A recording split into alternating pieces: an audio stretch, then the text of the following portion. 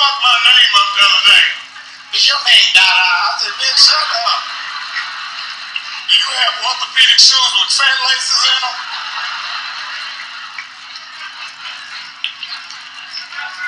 Do you crunch Dawn's pills up in your oatmeal?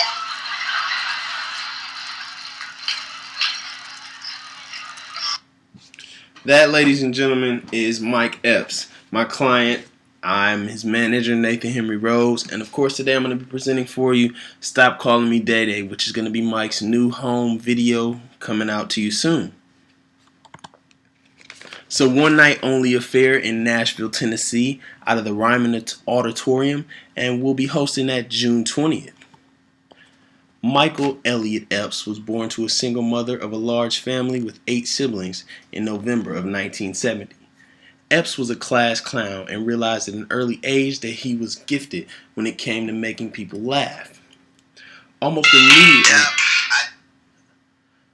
immediately, under the televised influence of his idol, Richard Pryor, Epps began performing at local stand-up venues.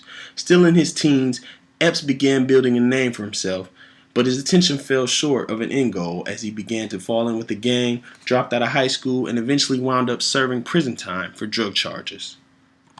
While serving his 18-month sentence, Epps worked on getting his life together, focusing towards the pursuits of his career in comedy, and his passion for his comedic ability was refueled by a cellmate's audio recording of Richard Pryor's comedy performance. His focus remained on being funny as he accumulated a wealth of new material as his days in the pen neared closing. After being released from prison, Epps returned to the Indiana comedy circuit before moving to Atlanta, Georgia, where he was well received as a regular at the Atlanta Comedy Act Theater. His continued success in the Georgia club built his courage for another big move to New York City, where he was recognized for his time in the South and chosen as a member of Def Comedy Jam Tour.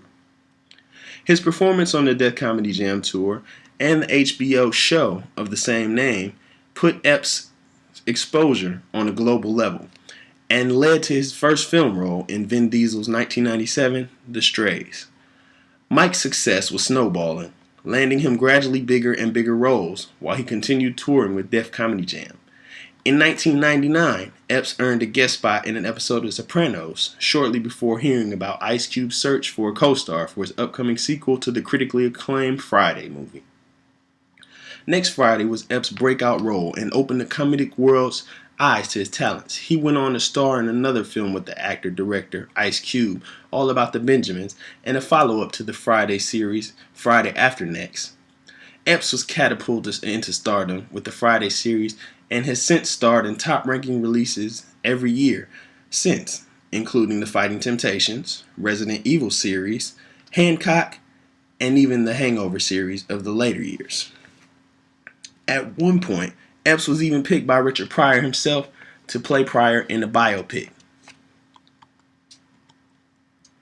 Riding off of the success of his previous home video stand-up series, Stop Calling Me Day Day will bank on Epps' success in Inappropriate Behavior, Funny Business, Underrated and Never Faded, and most recently Live from Club Nokia.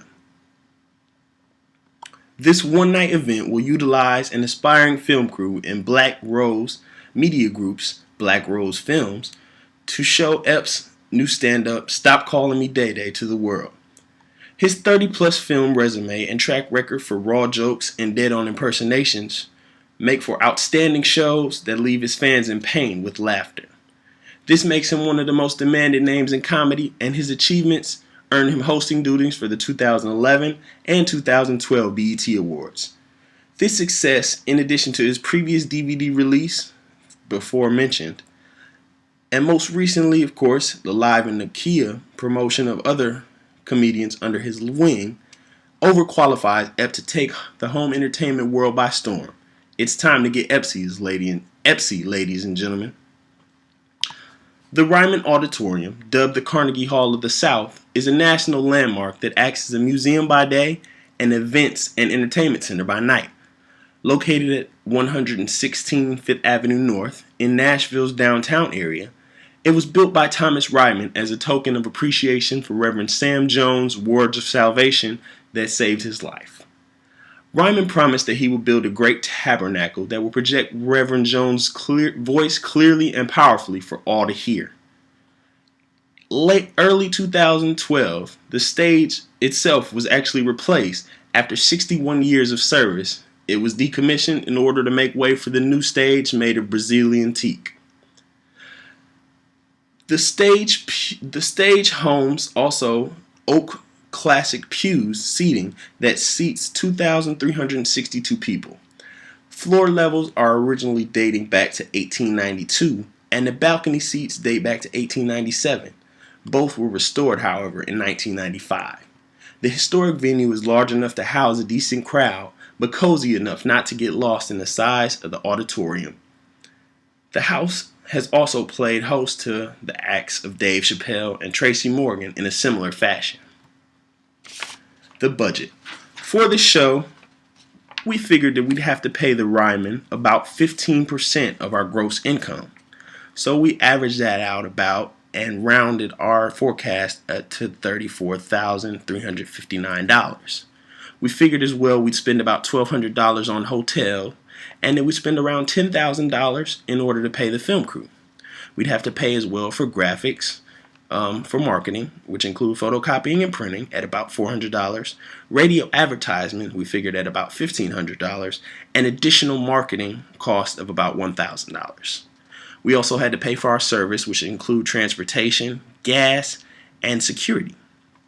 Of course, we did also have to pay for meals and beverages and entertainment, which include breakfast, lunch, entertainment and drinks at the club, and also the staff and gratuity for local business, as well as gratuity including tips for our waiters. On the other end, on the income side, we expected that we'd sell out, of course. Mike sells out every show he does, and the Nashville Ryman Auditorium will be no different. Seating 2,362 people will put us at around $170,000 in sales for tickets. We also plan that we'll have promoter payments in the amount of $15,000 per promoter, which includes Fat Caps, a local shoe and apparel store, Athlete's Foot, another shoe and apparel store, and 101 The Beat, which is Nashville's premier hip-hop and radio station. They all plan on paying us $15,000 to total out to $45,000 for Mike's appearance. In addition, we'll be reimbursed for the hotel expenses, car rental, and our lunches, which are all taken care of by the hotel concierge.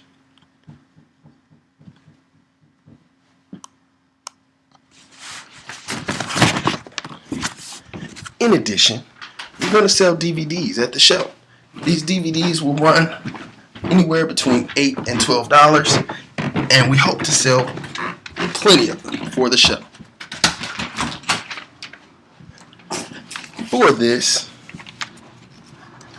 we do also plan to include in our inappropriate behavior DVD a bonus that will get our patrons a free copy of the upcoming release. For the tire venture, we expect to profit around $201,500. This will be enough to cover, of course, our expenses, and it's actually after our expenses paid to the Ryman Auditorium. For the rider for the show, we included a couple things that we knew Mike would need. Of course, we need toilet paper and an 18-pack. Mike is a crazy character, so he definitely wants a unicycle, actually, to ride around the city and meet his fans, and also reimbursement for the hotel and transportation accommodations. We reserved lunch at Sweats via hotel concierge, so we actually get reimbursed on that as well. And then we need water, of course, for our staff while they're running around taking care of Mike. We need a large bottle of Malt's apple juice, 1 can of Dole pineapple juice, a liter of Hennessy, 3/4 liter of Jose Cuervo, and 4 lemons for the night. Mike also likes to have on hand a tea set, which includes a bottle of organic honey, a tea kettle, an electronic tea kettle, of course, 2 ceramic mugs, and a pack of Celestial Seasoning peach herbal tea. All things we'll get from a local Walmart. The day plan for Mike is that at 7 a.m. we'll have a wake-up call for him. We'll pick him up from the hotel and go to breakfast about 8:30. Nothing elaborate. Mike only enjoys McDonald's, which is right around the corner and won't cost too much. By 10 a.m., we have to be to the radio station for his appearance with DJ Crisis on Nashville's 101 The Beat. And by 11, we need to be at Athlete's Foot for our ticket appearance giveaway. By noon, we need to be at Fat Caps, where we'll actually do fan interaction and autograph signing. And by 3 p.m., we'll have lunch at Sweats. 5 p.m., we'll be back at the Ryman for our sound check. And by 6, we'll be back at the hotel again to prepare for the show. By 7, Mike plans to be out front greeting fans. And by 8, we'll hit the stage. The show will end at about 11, and we'll head thereafter to Zany's for an after party.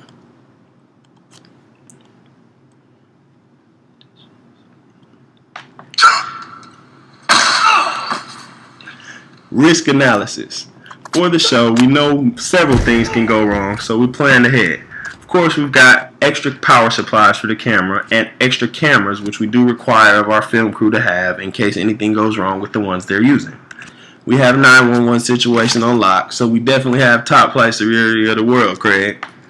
We got, of course, 16 members of the staff, 2 of which will remain as Mike's private security, while the rest will be stationed throughout the auditorium to maintain order and assist with fan seating.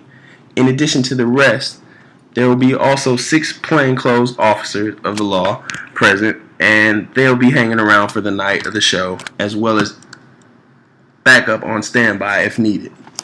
For ticket sales, we've sold most of the tickets to Ticketmaster, who will actually sell and divide them further among their distributors, but the other 25% of the tickets actually went to Athlete's Foot, 101 The Beat, and Fat Caps, as well as Zany's to sell through their venues. Marketing.